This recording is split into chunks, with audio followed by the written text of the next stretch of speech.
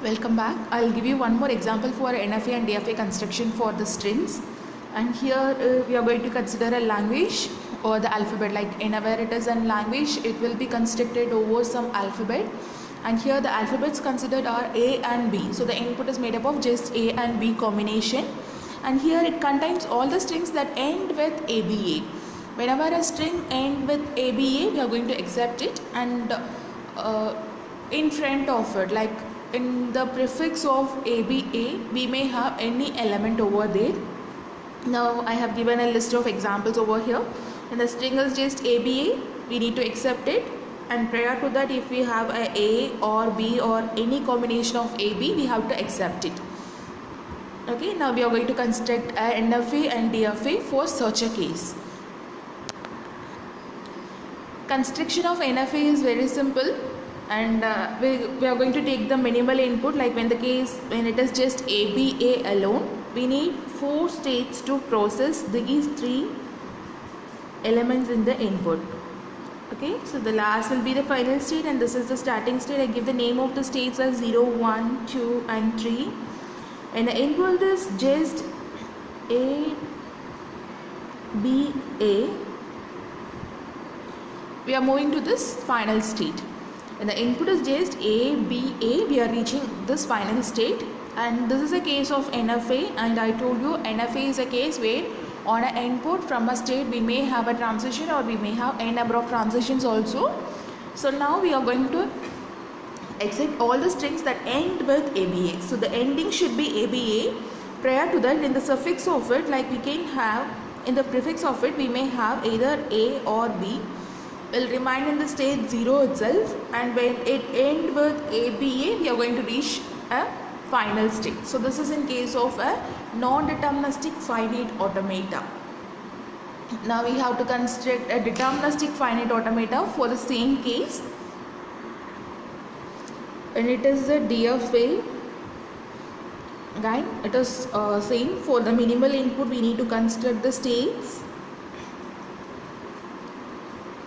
When the input is just A, B and A, we need to reach final state from the starting state. So I give the names for the state as 0, 1, 2, 3. This naming and all up to you. You can give your own names for this transition, for the states. When the input is just A, B, A, we are going to reach final state. Now our condition is to fix the remaining cells. What happens if A occurs over here? Sorry, if a B occurs here. In state 0, we have a transition for A, but for B, we don't have any transition. So we have to fix for it. And again, state 1, when the input is B, we have a transition. When the input is A, we don't have any transition at all. And again, in the state 2, on input as A, we have a transition. When the input is B, we don't have any transition. And similarly, in state 3, when the input is A or B, we don't have any transition. So we have to check for all these possible conditions. Now, state 0 is a place where we haven't processed any input, and here our condition is the string should end with ABA. Now if the string should end with ABA, before processing this ABA, if you have one B over here, that doesn't matter, right? If you have a B and if this input end with ABA, we need to accept it. So for all possible B's that comes in front of it, we can have a self loop condition over here. In state 0, we haven't processed any ABA. So if a B comes over here, it is not going to disturb the system, will remain in the state 0 itself. When the input again has ABA, we go to final state. Similarly, we check for the state 1. State 1, on input as B, we have a transition. On input as A, we don't have any transition. Now state 1 is a place where we have processed 1A. 1A already processed, and we are waiting for some BA over here. Now if you have a transition over here, again it doesn't disturb the system, right? If the next 2 element or BA, we can accept the state input. For any number of A's comes in the state 1, if the next 2 element or BA, again the string end with ABA. So we can make a self loop condition over here. When the input is A, it stays over here, And again, if the next two elements are A, B, we accept it. Similarly, we check for this place. This is a place where we have processed A, B and we are waiting for A.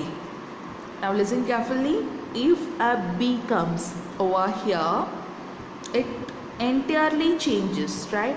This is not the string that we need to accept. When it is an A, B, B, A, this is not the string that we accept. So what happened when a B comes over here? Now this totally disturbs the system. So we will check whether the remaining elements are A, B, A. If a B comes over here, the input will become A, B, B, 1A, B and B. So it actually disturbs our system, like the string should end with A, B, A, but here it ends with BP. So we'll check for the remaining possible input whether we have A, B, A. So here we have to again start from the checking of A. Checking of A is done over here in the state 0. So we can have a transition. Whenever input B comes over here, we start from first if the remaining element contains A, B, A. Okay, so we trace it to the state 0. Then the input is B. When the input is A, we have a transition. And similarly, we'll check for this last final state. Here, this is a place where we have reached A, B, A. Now we have to check what happens if a comes over here and what happens if a B comes over here. Now we'll take the first case.